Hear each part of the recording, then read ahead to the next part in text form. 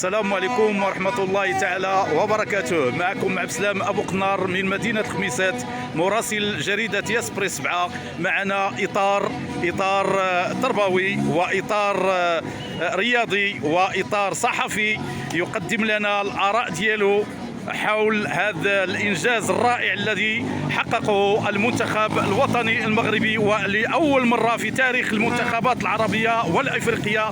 معنا سي محمد شاكري.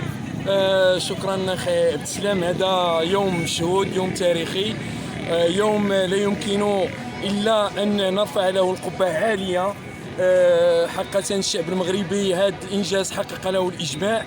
اليوم لا نقول نسينا، ولكن تناسينا جميع الهموم، جميع المشاكل الاجتماعيه والمجتمعيه، تناسينا جميع الظروف الصعبه التي يمر بها المجتمع لنجمع على كلمه واحده هي حب الوطن. هذا الانجاز الغير مسبوق الذي وحد الشعب المغربي من اقصاه الى اقصاه، ولا اقول الشعب المغربي بل كل احرار العالم، كل الامازيغ، كل العرب، على امتداد الوطن، على امتداد هذه الارض.